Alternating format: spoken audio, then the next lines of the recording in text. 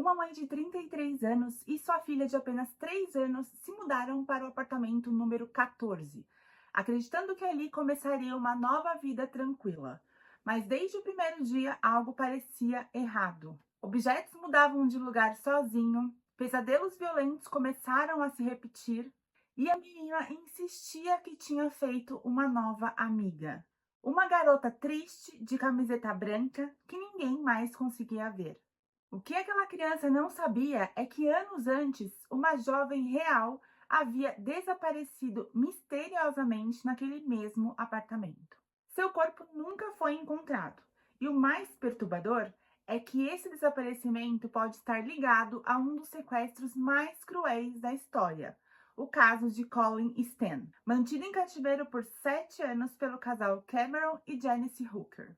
Mas afinal, o que realmente aconteceu com a garota do apartamento 14? E será que o espírito dela estava tentando revelar a verdade? Hoje você vai conhecer um caso real tão perturbador que até a polícia ficou sem respostas. E eu já aviso, quanto mais você assistir, mais assustador vai ficar. Oi gente, meu nome é Vanessa Mariano e no Histórias Impressionantes de hoje vamos conhecer a história de Mary Elizabeth Spanhenk, o fantasma do apartamento 14. No vídeo passado eu contei a história de Colin Stan, conhecida aí como a Garota da Caixa, que foi sequestrada na Califórnia em 1977 e mantida em uma caixa de madeira por seus sequestradores Cameron e Janice aí por 7 anos. Nesse vídeo eu falei para vocês que tinha uma outra vítima, uma outra garota que tinha sido a primeira vítima do casal e que a história dela era impressionante. Pois muito que bem. Muitos suspeitam que a Janice e o Cameron, um ano antes de sequestrar a Colin, haviam sequestrado e matado uma outra jovem chamada Mary Elizabeth Spanhenk, de 19 anos. Mas, gente, o mais impressionante do caso da Mary Elizabeth é que ela e nem o seu corpo nunca foram encontrados. Então, a Mary Elizabeth, buscando por justiça, na verdade, o seu espírito, começa a aparecer para uma mãe e sua filhinha no apartamento em que a Mary Elizabeth morava antes de desaparecer. Gente, olha que bizarro, sério. Coisas assustadoras acontecem com essa família, que é a mãe e a filhinha pequena. E fora isso, além das coisas bizarras, a menininha vê o espírito da Mary Elizabeth e ela também aparece para a mãe da menininha em sonho. Fica comigo que essa história é muito impressionante. Bom, em janeiro do ano 2000, Jodie Foster, sim, gente, o nome dela é este, tá? Ela tem o mesmo nome daquela atriz famosa. Na época, ela tinha 33 anos e sua filha, chamada Hannah, estava com 3 anos. E elas estavam procurando um novo lugar para morar. Jodie viu uma placa de alugas em frente a um charmoso conjunto de apartamentos na Park Road, em Chico, Califórnia. Durante uma rápida visita ao prédio, ela foi tomada por uma estranha sensação em relação àquele lugar, mas ela ignorou aquela sensação, pensando que era só o estresse, né, de estar aí procurando uma casa nova, enfim. Ao final daquela visita, a Jodie pediu uma ficha de inscrição e no dia 31 de janeiro de 2000, as duas já estavam se mudando aí para o apartamento 14. Apesar dessa sensação, ela gostou ali do prédio, dos apartamentos, gostou do local e decidiu alugar. Ao chegar no apartamento, Jodie disse que não se sentiu em paz. O lugar era escuro, tinha um cheiro esquisito, mas ela pensou, está tudo bem, será uma vida nova. Já no apartamento, Jodie tinha o hábito de deixar os sapatos na entrada da casa. Isso é comum, né, gente? É mais fácil, na hora de você sair, você já calça os sapatos. E tem gente também que não gosta que entre com os sapatos em casa, então eles deixam na porta. Mas aí teve um dia que elas iam sair e Jodie começa a procurar o tênis da sua filha Hannah, que era para estar ali na entrada da casa. Elas procuraram e, por fim, elas acharam o tênis em cima da cama. A Jodie perguntou se tinha sido a Hannah que colocou os tênis em cima da cama, mas a garotinha disse que não. E nos dias seguintes aconteceu a mesma coisa. Sempre que elas iam procurar esse tal tênis, o tênis estava num lugar diferente de onde elas tinham deixado. Outra coisa que começou a acontecer, a Jodie, ela deixava sobre a mesa o vidro de sal e pimenta, normal, né? Sempre deixou ali em cima da mesa. Mas todo dia, quando ela acordava, o vidro de pimenta e de sal, né, estava na beira da mesa, quase que caindo. Jodie também começou a ter pesadelos. Ela sonhou que via uma garota caminhando na rua e ela via um casal em um carro que ela não sabia dizer se era azul ou cinza, e esse casal oferecia carona para aquela garota. No sonho, o homem chegava por trás e tampava a boca da garota com um pano. Jodie, ela acorda coberta de suor e abalada com esse pesadelo de ver aí um casal sequestrando uma garota, e ela não faz ideia do porquê ela estava sonhando com aquilo. Então, os pesadelos da Jodie aí já começaram. Em um outro momento, a Jodie, gente, vê a sua filha Hannah dizer oi. Olhando lá pro quarto, ela diz oi, como se alguém estivesse ali. A Jodie pergunta com quem a Hannah estava falando e a menina diz: estou falando com aquela moça ali, mamãe. Jodie diz: foi alguém que passou pela janela? E a Hannah responde: não, mamãe, é aquela garota ali. Hannah disse que era uma garota que vestia uma camiseta branca. Anos depois, a Hannah disse que ela conversava com aquela garota como se fossem amigas e ela chamava a garota de Mylis. E, gente, não basta parecer um espírito para criança, as coisas ainda pioram. Em uma noite, Jodie e Hannah saíram para jantar e quando elas voltaram, coisas estranhas tinham acontecido na casa. O telefone desses de parede, sabe? Então, o gancho do telefone, ele estava no quarto dos fundos e os brinquedos do quarto da Hannah estavam todos empilhados. Em cima da pilha dos brinquedos estava um boneco do Enio, sabe daquele desenho Enio e Beto? Então, o boneco do Enio vestia um pijama listrado e no pescoço do boneco, gente, tinha um cordão simulando que ele estava enforcado. Nesse momento, Jodie fica desesperada, ela pega a Hannah e sai correndo. Ela então ligou para a polícia, contou o que aconteceu, mas eles não fizeram nada e nem no apartamento foram.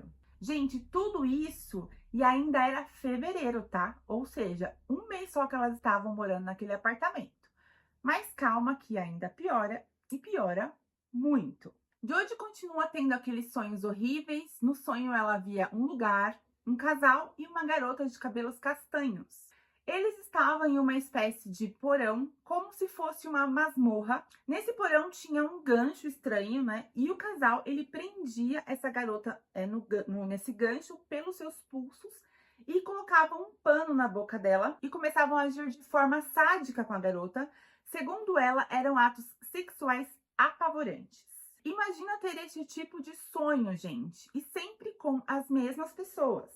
Ela estava meio que tendo uma visão em sonho. Jodie conta que um dia ela acordou no meio da noite ouvindo um barulho de estática da TV. Ela levantou, foi na sala ver a TV e a sua TV estava ligada. Mas quem teria ligado a TV? Era os anos 2000, né, gente? A TV era aquelas antigas de tubo que para você ligar você tinha que ir lá, levantar e ir lá apertar o botão da TV. Então, quem que ligou? Eu só deixo minha TV desligada e acordo com ela ligada, já infarto ali mesmo. Jodie caminha até a cozinha, pois ela estava ouvindo um barulho e quando ela chega, ela vê as portas dos armários batendo sozinha. Ela olha para o fogão e as chamas do fogão estavam acesas. Então vocês imaginam a loucura, gente. Você vai, escuta um barulho, vai para sua cozinha e as portas dos armários estão batendo. Você olha para o fogão, as chamas do fogão ali, as bocas do fogão estão acendendo tudo. Mas aí piora, gente. Piora bastante. Sério, eu falo sempre que piora, porque para mim piora muito. Mas sabe aquele abençoado do boneco do Enio? Então, o boneco começa do nada a falar: eu estou feliz, eu estou feliz, eu estou feliz. Jodie pensa aí que é a bateria, então ela vai até lá, tira a pilha do boneco. E aí, gente, mesmo sem pilha, o boneco começou a cantar. Brilha, brilha, estrelinha, quero ver você brilhar. Ao mesmo tempo, as luzes do apartamento começaram a piscar. Nesse momento, a Jodie, que já estava mais do que desesperada, você imagina, gente, aquele boneco assustador, falando, cantando e cantando sem pilha. Enfim, ainda bem que ela não infartou. Nesse momento, então, a Jodie decide pedir ajuda e ela vai aí até o apartamento da sua vizinha, que inclusive era a síndica do prédio, e ela fala para a síndica que tinha algo errado na casa dela. A síndica pega seu poodle, né, um baita cão de guarda, e vai aí para o apartamento da Jodie. Quando ela entra, o cachorro pula do seu colo e começa a latir. Nesse momento, gente, elas olham para o abajur e o fio do abajur estava rodando assim, como se alguém estivesse batendo corda com o fio. Elas começaram a gritar, pegaram o cachorro e saíram correndo. O cachorro e a criança, no caso. Jodie não sabia o que fazer, já eram 6 da manhã. Ela estava sentada ali na beira da piscina, sem saber o que fazer. E nisso, um senhor, um morador antigo do prédio, que morava lá há mais de 25 anos, estava passando ali, passeando com o seu cachorrinho, 6 horas da manhã. Velho, você sabe, né? Enfim. E a Jodie vai e começa a conversar ali com ele. Esse vizinho então conta pra ela que ninguém parava naquele apartamento. Segundo ele, há muitos anos atrás, uma moça que morava naquele apartamento tinha desaparecido de repente e nunca mais foi encontrada. Desde então, o apartamento passou a ser assombrado. Jodie, que só morava ali no apartamento fazia uns 3 meses, sem pensar 2 vezes, pega sua filha e vai embora para nunca mais voltar. Anos depois, em 2008, a Jodie reúne coragem para investigar a fundo a história do seu antigo apartamento. E o que ela descobre é algo impressionante. Bom, agora eu vou apresentar para vocês a vítima desse caso. Em 31 de janeiro de 1976, Mary Elizabeth Spanhank, chamada carinhosamente pelos seus familiares de Marlies, de 19 anos, desapareceu enquanto voltava para casa a pé de uma feira de rua na Avenida Mangrove, em Chico, Califórnia. Marlies nasceu no dia 20 de junho de 1956 em Cleveland, Ohio, mas estava morando em Chico fazia 2 meses quando ela desapareceu. Marlies tinha uma família grande, eles eram em 7 irmãos. Sua irmã disse que ela era muito linda, extrovertida e amável. Ela tinha um cabelo longo e castanho e olhos azuis como o céu. Em 1975, Marlies começou a trabalhar com um rapaz chamado John Baruch e eles se apaixonaram. A família dela não aprovava muito esse relacionamento, mas mesmo com a família não gostando dele, pouco tempo depois, esse rapaz decide voltar para sua cidade, que era em Chico, Califórnia, e a Marlies resolve ir junto com ele. Além de estar apaixonada, o grande sonho da Marlies era ser atriz. Então, nada melhor do que estar na Califórnia, né, gente, terra de Hollywood, para tentar realizar esse sonho. Ao chegar lá, Marlies consegue um trabalho como modelo de uma loja de câmeras e passou a morar no apartamento 14 junto com o John. Marlies envia algumas cartas para sua família e nessas cartas ela diz que nada estava sendo como ela esperava, que ela não estava gostando muito da sua nova vida lá na Califórnia. E aparentemente ela estava com problemas com o John, eles estavam tendo umas briguinhas e lá ela não tinha com quem conversar, ela ainda não tinha feito amigos, enfim, então ela não tinha com quem desabafar. Então ela não estava se sentindo muito bem. A Marlies, ela fala para sua irmã que ela voltaria para visitar a família no mês de abril, mas ela nunca voltou. No dia 31 de janeiro de 1975, a Marlies e o John estavam em uma feira em um mercado de pulgas, passeando, mas do nada eles brigaram e a Marlies, brava, decide voltar para casa, mesmo ainda sem conhecer muito bem a cidade. Ela decide voltar para casa sozinha. 2 dias depois, a Marlies ainda não havia aparecido em seu apartamento. Aí então o John vai e registra um boletim de ocorrência de pessoa desaparecida. Apesar de terem brigado, ele disse à polícia que estava preocupado porque a noiva não havia levado nenhum dos seus pertences, incluindo suas roupas, suas malas ou mesmo sua escova de dentes. A polícia, obviamente, já viu John como um suspeito do desaparecimento da Marlies, mas eles investigaram e ele foi inocentado como suspeito depois que ele passou aí no teste do polígrafo. Como a Marlies morava em Chico havia pouco mais de 2 meses, não havia mais ninguém para a polícia interrogar. A investigação sobre o desaparecimento esfriou quase que imediatamente após a abertura do caso e em 1977 seu caso foi arquivado. Então, gente, depois da briga, a Marlies está voltando sozinha para casa, mas ela não chega no apartamento. Enfim, desapareceu, mas infelizmente as investigações não levou em nada. Enfim, foi aí que em 7 de novembro de 1984, uma mulher chamada Janice Hooker confessou algo ao seu pastor em uma igreja em Red Bluff que chocaria o mundo. Ela disse que ela e seu marido Cameron Hooker sequestraram uma jovem chamada Colleen Stan enquanto ela pedia carona em maio de 1977. O casal então a manteve em cativeiro durante 7 anos. Durante esse tempo, Colleen era mantida em uma caixa semelhante a um caixão por até 23 horas por dia E durante todo esse tempo ela foi violentada, torturada, ela recebia chicotadas, queimaduras e até era eletrocutada. Esse caso, gente, eu contei pra vocês no vídeo anterior. Se você não assistiu, eu vou deixar linkado no final desse vídeo. A Janice, ela fala que ela não aguentava mais ver o marido fazendo aquilo com a Colin, então ela decide libertar a jovem e depois resolveu confessar tudo que eles tinham feito. Mas a história não termina aí. Janice conta que, além de sequestrarem a Colin, Cameron a obrigou a participar do sequestro e do horrível assassinato de outra mulher. Lembra que eu falei que o caso do vídeo anterior estaria ligado com o caso que eu iria contar nesse vídeo? Então, a ligação tá aí, Janice e Cameron. A Janice, então, como eu contei no outro vídeo, ela vai lá, confessa o que ela fez com a Colin, mas a Colin não tinha sido a primeira vítima do casal. Em 31 de janeiro de 1976, Janice e Cameron viram uma garota andando pela Avenida Mangrove, em Chico, Califórnia. Eles passaram por ela algumas vezes e depois disso eles pararam e ofereceram para ela uma carona para casa. Ela aceitou, pedindo que eles levassem ela até o seu apartamento. A garota conta para eles que o seu nome era Marlies Spanhank. Ela diz que morava ali fazia pouco tempo e que não tinha ninguém na cidade, não tinha família nem amigos. Marlies era então a vítima perfeita para o Cameron. Ele queria sequestrar alguém que não tivesse ninguém na região. Em um determinado momento, a Marlies ela tenta sair do carro e nesse momento o Cameron encosta uma faca nela, puxa ela para trás.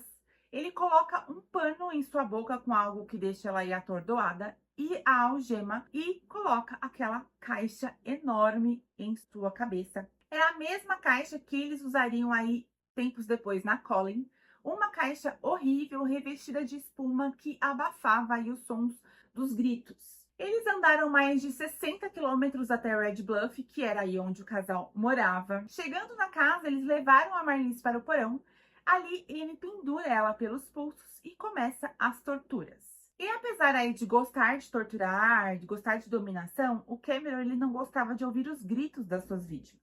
E a Marlies, ela tava gritando demais, ela tava desesperada, ela berrava. Então, o Cameron teve uma ideia terrível. Ele pensa que sem cordas vocais, a Marlies não iria conseguir gritar mais. Então, como ele queria manter a Marlies como uma escrava sexual, ele decide fazer uma espécie de cirurgia nela para arrancar as suas cordas vocais. Ele obriga a Janice a ajudar, dizendo que se ela não ajudasse, ela seria a próxima. Então, os dois começam a tortura aí, tentando cortar as cordas vocais da menina. Eles, obviamente, não sabiam o que estavam fazendo e a Marlies começa a sangrar muito. Nesse momento, Cameron ficou assustado e viu que ele não ia conseguir. Então, ele pega a Marlies e leva de volta lá para o porão. Depois de um tempo, a Janice, ela fala que ela foi até o porão. E quando ela vai até lá, ela vê o corpo da Marlies pendurado com uma corda no pescoço. A Janice acha que ele primeiro estrangulou e depois colocou aí uma fronha na cabeça dela e a pendurou nua, como se ela tivesse se enforcado. Em outros lugares, eu vi que a Janice disse que o Cameron tinha dado 2 tiros também na Marlies, mas infelizmente não sabemos exatamente o que aconteceu. Mas o que se sabe é que a Marlies estava morta. Isso já era aí por volta das 2 da manhã. Então, os dois colocam o corpo da Marlies no carro e dirigem aí cerca de 45 quilômetros até um parque chamado Parque Lassen. Cameron abriu uma cova e enterrou Marlies ali. Depois disso, ele queimou as suas roupas e todos os seus pertences. Do início ao fim, gente, o sequestro durou em torno de 12 horas. A Janice só colaborou e contou tudo o que aconteceu tanto com a Colin quanto com a Marlies porque o promotor conseguiu imunidade total para ela se ela testemunhasse aí contra o Cameron. A Colin, ela conta que ela também foi interrogada sobre o caso da Marlies.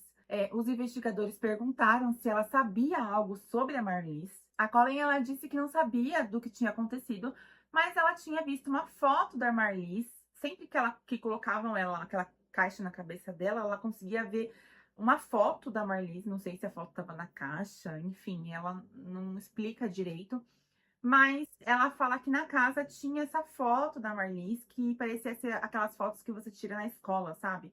Então, provavelmente, o Cameron depois do sumiço dela, né, a família e a polícia, enfim, fizeram publicações sobre o desaparecimento dela.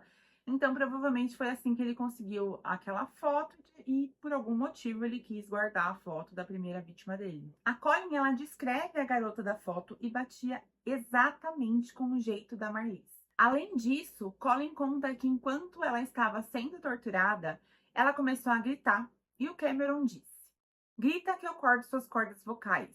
Não vai ser a primeira vez que eu vou ter feito isso." Foi aí que a Colin soube do caso da Marlies. Mas para ter um caso sobre o homicídio da Marlies, era preciso aí, gente, que encontrasse o corpo dela. Somente o relato da Janice e da Colin não seria o suficiente. Mesmo após repetidas tentativas das autoridades de encontrar o corpo da Marlies, ele nunca foi recuperado. Como o corpo dela nunca foi encontrado, simplesmente não tinha provas suficientes para incluir aí essa parte da história que a Janice estava contando na acusação contra o Cameron. Então, os detalhes da morte da Marlies são retirados do processo no julgamento. Então, gente, resumindo, a Janice vai, ela entrega o Cameron, conta a história tanto da Colin quanto da Marlies, mas ele só é processado e vai a julgamento somente pelo caso da Colin. Sem contar que eles temiam, se eles incluíssem o processo da Marlies e lá no julgamento o Cameron não fosse condenado pelo caso, por falta de provas, por falta aí do corpo,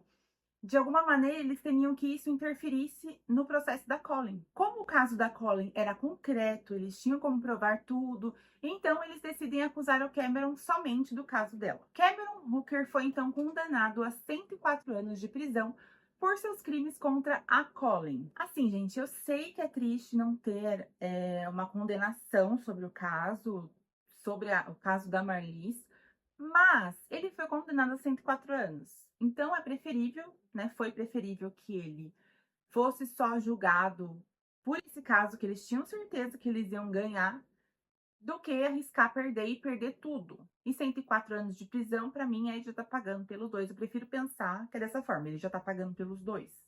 Bom, mas voltando aí à história da Jodie e da Hannah, né? 24 anos após o sequestro, foi que elas se mudaram lá para o antigo apartamento da Marlies. Aconteceu tudo que eu já contei aqui para vocês e em menos de 3 meses morando lá, elas foram embora. A Jodie achava que tudo aquilo tinha ficado para trás e que ela e a sua filha seguiriam bem, mas outra coisa aconteceu. A Jodie, ela começou a namorar um rapaz e um dia lá esse rapaz encontrou um livro chamado A Vítima Perfeita. Ele começou a ler esse livro aí, enfim, quis conhecer essa história. E tempos depois, ele disse para Jodie que queria falar com ela. E ele disse que ele precisava mostrar para ela uma coisa que ela não iria acreditar. Acho que após ele ler o livro, né, o namorado da Jodie se sentiu inspirado aí em saber mais sobre crimes, né? E ele decide ir atrás daquela bizarra história que a Jodie tinha contado sobre o seu apartamento. Ele então encontrou um artigo sobre uma garota que tinha desaparecido em 1976. E essa garota, antes de desaparecer, morava no apartamento 14. E no artigo falava que seu apelido era Marlies. Gente, na mesma hora a Jodie já larga tudo, chama a sua filha Hannah e mostra para ela o artigo. Nisso já tinha passado alguns anos, né? A Hannah já era grandinha. Ela chama então a Hannah e mostra o artigo para ela.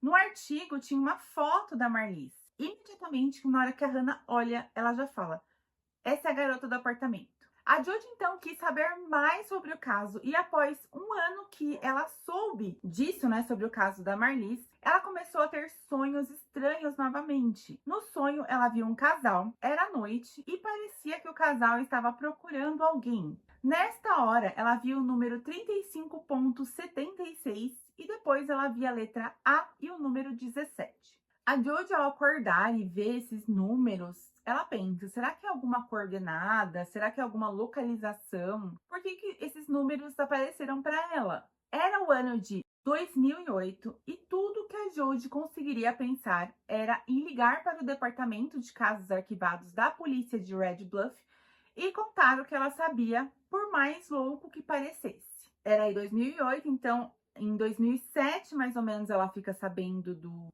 caso da Marlies, né, que acontece que ela morava lá no seu apartamento, sabe do desaparecimento, pensa: pode ser a mesma garota que aparecia para minha filha. Aí já era então o ano de 2008 e ela fala: eu preciso contar isso pra alguém, eu preciso falar isso pra polícia, isso deve significar alguma coisa. Então ela vai e entra então em contato com a polícia de casos arquivados, né? Ela pensa que já estaria com esse órgão aí, o caso da Marlis, para contar tudo que ela sabia. Então ela contou tudo aquilo pra polícia, né? E a polícia somente ficou com aquelas informações.